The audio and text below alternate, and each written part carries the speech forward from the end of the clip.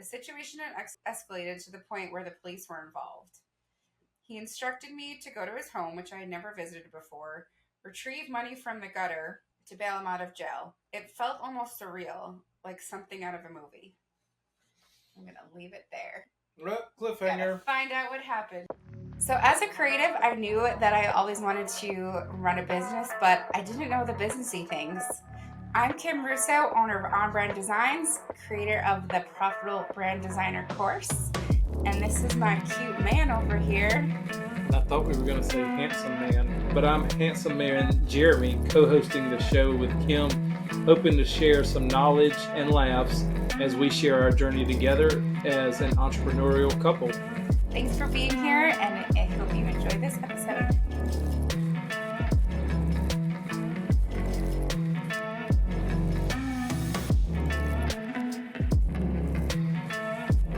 Hello, everyone, and welcome to today's episode where I want to share a little bit of something that I've been working on and that I'm super duper proud of. So a few months ago, say about half a year ago, there's kind of a cool story, so I'm going to give the backstory first. So, go ahead. I'm just here for bringing them up. So, as we evolve as people and as I evolve, I keep shocking myself with things I want to do. So, You keep shocking me too.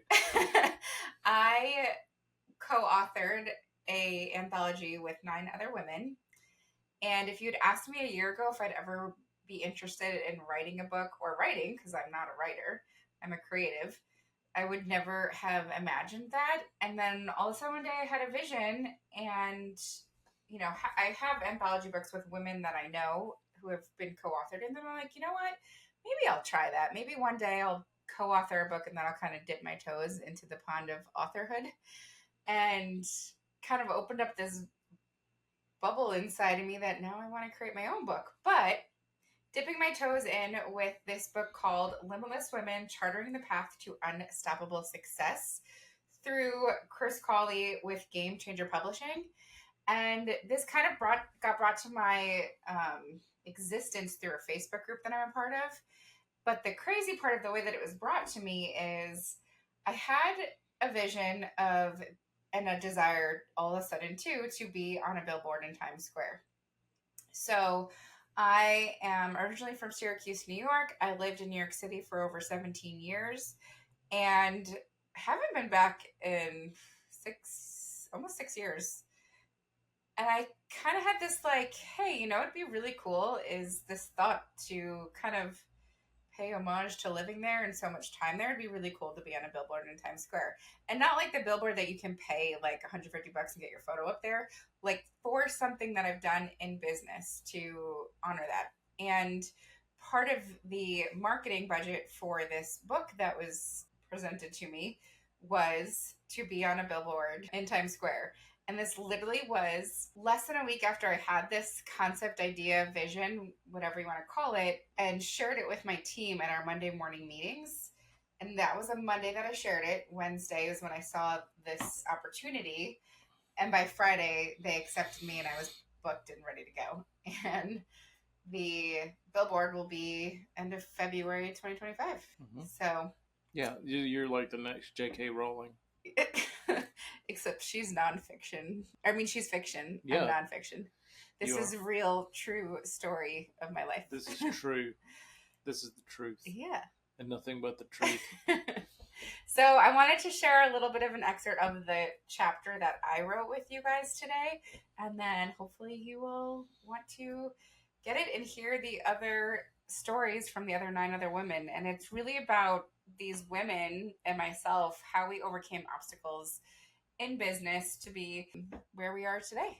Yeah. And I've already edited a bunch of times. So we got a lot of the unnecessary words out. Isn't that right? I was your editor in chief. That is right. So yeah, we can talk about that before we kind of read the excerpt, or we can talk about it after. But that was a fun process to kind of do together. Yeah, took a lot of words out, didn't I? so you don't need that. Okay, word. we'll go through that before we do the little. Let's go give through them and then build it up. Maybe you guys want to really listen once you hear how it's come together. Go ahead. So we'll talk about the process. So I am not a writer. No. I am a creative. That's right. but I'm good at talking. Mm-hmm. Yeah. This is easy for me talking. Easy for me too.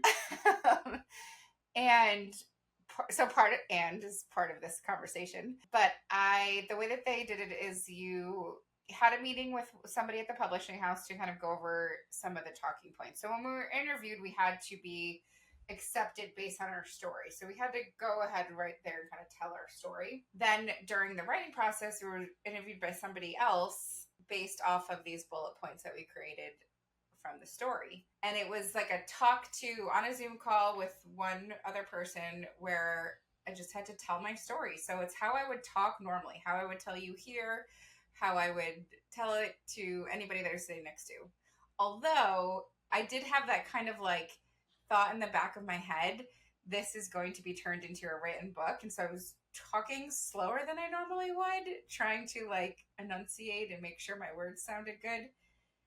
So they give you the transcript like a couple weeks later, a week or two later, and then our job before sending to the editors is to pare down and edit that transcript, because I think mine was like 6,000 words and the max we're allowed to have was like 2,500 to 3,000. So had some cutting down to do. I went through it, I think about twice. Thought I did a good job. Also, we were not allowed to really use ChatGPT, although for like certain sentences and things to clean up a little bit, I was allowed to clean up some of what I wrote and then edit it to make better sense that I did. So I only did that a teeny bit and wanted to get another set of eyes on it before I sent it back to the publisher. Since again, I'm not a writer. I am not never good at any other subject in high school except for art and design. So Jeremy edited it about 4 times. Mm-hmm. And I think one of the things you told me was you cannot start a sentence with "and." No. But it was because I was talking, and when I'm telling a story, and this happened, and then this happened, and then this happened. And it made sense to me to flow with the and you were cracking up at me. There was, I think, how many words was it when you first started?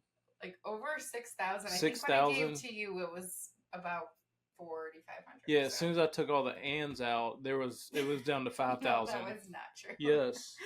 I'm not going to let her sit here and say that it was not true, because I took 1,000 ands out. You did not take 1,000 ands out. All right, I'll give you 500. But my mom was an English teacher, so I know how to use proper English. Although I don't often speak proper English all the time. No. But are you going to read something? You going to read the story? Yeah. I thought we were going to talk more about the editing process. We didn't really talk about how we were going to go through this before we started, so yeah. I don't know which way we're going to go. Well, I was going to go with the story and then talk about the editing process, but we already went to the editing, so we'll pick that up. Well, the editing, I took 576 ands out of the... There was more to that. Yeah, there were more ands. Well, okay, one thing I want to say to you before I read, to kind of preface, a lot of my story has to do with a past relationship that was terrible. Mm-hmm. And you've been by me since the beginning, and I'm still working with him and have supported me and understand. And it's like, most people be like, oh, don't talk about your ex, but it's very much a part of who I am today. Mm-hmm. And that's where this story comes from. And the fact that you could read it 3-4 times and, what? Not feel uncomfortable. I was never threatened by him. not threatened. I didn't say threatened, but no. uncomfortable. No, no, no, definitely never worried about that. Dude. But you're not. I never said threat, but like supportive. You weren't uncomfortable. Yeah. You weren't like, oh, she's talking about her ex. I don't care. But it's not like it was in a good way. No, because I'm very confident in who I am, so I don't really care. Yeah, that doesn't bother me. Ladies, you need to get you one of those. Yes. I highly recommend it. 10 out of 10. Oh, yeah. Okay, so let's get to it. Just going to read a couple pages of it.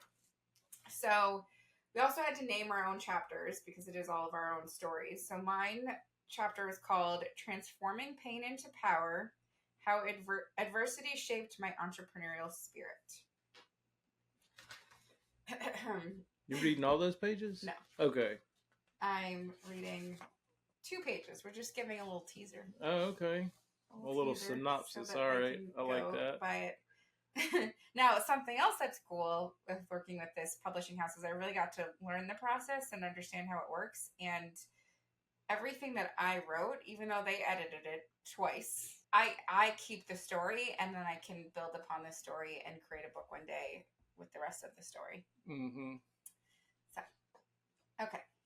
Growing up as a young girl, I used to jokingly say that I suffered from middle child syndrome. I had the best family, but I lived in a household with an older sister with special needs due to a learning disability, and a younger brother who was not only the baby, but was naturally given extra attention from my father, who coached his baseball teams. I always had this feeling of wanting to be seen and validated. I also had to entertain myself, so I turned to art and creativity.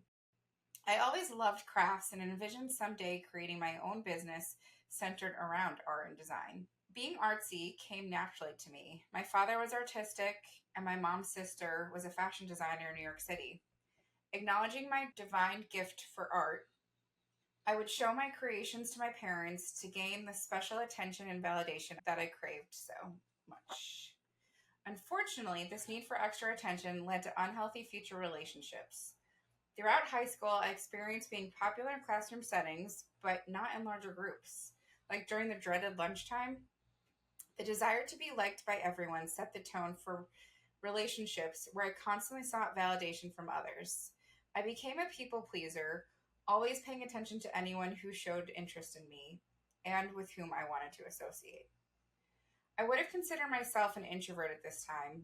During middle school lunchtime, I would eat fast and then call my mother on a payphone every day so as not to have to sit there feeling uncomfortable, ostracized, like I didn't belong with any group. In high school, college, and all through my 20s, I finally had a few good friends, but I often gravitated toward people who would take advantage of my kindness and people pleasing tendencies when I entered the college at the Fashion Institute of Technology in New York City. When I was 30, I thought I had met my Prince Charming, who would set me free from all the bad friendships and relationships, someone who gave and who did not just take. It was like no other relationship in the beginning. I was treated in a way that made me feel like a princess. I was spoiled. I lived in New York City throughout my college years and for most of my younger career in the packaging design world. Part of that New York City lifestyle was going out all the time. I liked to party with friends. We would go to festivals and clubs, mostly hanging out in VIP sections. I was in a well-known club in the VIP section the night I met my Prince Charming. He swept me off my feet, and as my mother would say, he was the ultimate wooer. For our first official date, he took me to Ibiza, Spain. He had met my family before this trip, as they were in town because of my grandmother's recent passing. He began buying me Louis Vuitton bags and taking me to amazing restaurants. We traveled extensively and enjoyed VIP access in every club. It felt like a fairy tale world, a world far removed from what I was used to. This lifestyle was entirely foreign to me, and I never imagined someone like him coming into my life, genuinely liking and caring for me. We were both in other relationships when we met, but mine wasn't serious, and from his stories, it was clear he was done with his. I assumed he ended his relationship when he asked me to go to Ibiza with him. However, things began to change after we returned. Miscommunication and awkwardness around money led me to believe that our courtship had fizzled out. He offered to put money into my account since he knew I wasn't making much as a production designer at a packaging design agency. Though it was uncomfortable, I'd come to rely on it. When I confronted him about this arrangement, he became angry and didn't speak to me for days. One night, when I thought it was all over between us, he called me. He had gotten into a fight with his ex, claiming it was about me. He had supposedly planned to surprise me at a concert, and she reacted after finding tickets. The situation had escalated to the point where the police were involved. He instructed me to go to his home, which I had never visited before, retrieve money from the gutter to bail him out of jail. It felt almost surreal, like something out of a movie. I'm going to leave it there. Cliffhanger. Gotta find out what happened. Yep. You gotta figure out how the rest of the story goes and how much of a bullshit artist he was. Yeah. There's a lot of bullshit there. A lot of bullshit. I can smell it from here. But everything that I endured in that 5 years led me to be a better person. Yeah. So part of what I also talk about that is how I'm grateful for that situation. Yeah. And then you found somebody that could edit that whole chapter of the book for you. Isn't that right? Yep. And you're in it too. Oh yeah, I'm in it. The real Prince Charming. That's why you got to go get the book and read it to figure out where I come in. Save the day. Swoop in. Sweep her off her feet. Like Superman wearing a cape. Which is actually what kind of... Oh, yeah. It's not in here, but that is a story of how we came to really be. It is. It is. But you'll have to follow us for more insight into that too. We can tell them the Superman story. We won't leave them with that cliffhanger since you just... Well, I mean, it's very simple. It is very simple. But after we met, I saw on your social that you had been Superman for Halloween. Because I hate dressing up for Halloween, so I had a Superman t-shirt. I was actually Clark Kent. I mean, yeah, Superman, but I had a suit that I was wearing, and I had my Superman shirt under it because, again, I hate dressing up for Halloween. So I have plenty of suits. I had a Superman shirt, and then she was Wonder Woman. I was Wonder Woman that Halloween. Yep. And so I was like, "Oh, this is perfect." We're meant Siri's recording whatever's going on over there. No, she's not. Yeah, she was a little bit ago. Yeah. I saw her over there listening in our conversation. It's Superman and Wonder Woman. Yeah, Superman. So then that's what we were for Halloween our first year together. Yeah, I know. Well, but this really uncovered multiple points that were very important in your life and how it went from, you living in New York City to coming down here, and just that kind of transition. So, but it was good to read, and it was fun to help you put that together. Yeah, I'm proud of it. I'm excited for it to come out. I'm excited for the other women that are in it too, to all support each other. I'm excited for the billboard. Still undecided if we'll be there or not, but depends on how cleaned up New York City gets before. Have family there, so we can send them to take some photos. To take photos. Tell your aunt to run down there and snap a shot. She's only like 2 blocks from the. I don't know New York City. I don't know how far it is away from. Like 35 or something. 35 blocks. She needs to get out and take a walk. She could take a walk, but I think a cab, probably an Uber, is probably more her speed these days. But it's just been an exciting process to be a part of, and I hope y'all stick around in the future because one day maybe write a solo book and dive into more of like the quick things that I kind of brushed over in the beginning that kind of shaped who I am and being a creative and running a business. Yep. Is that all you have for them today? That's all I got. You got to go out and get the book. All right. Thanks, guys. See you later. Thanks for listening. We hope that you enjoyed listening to this episode as much as we enjoyed creating it.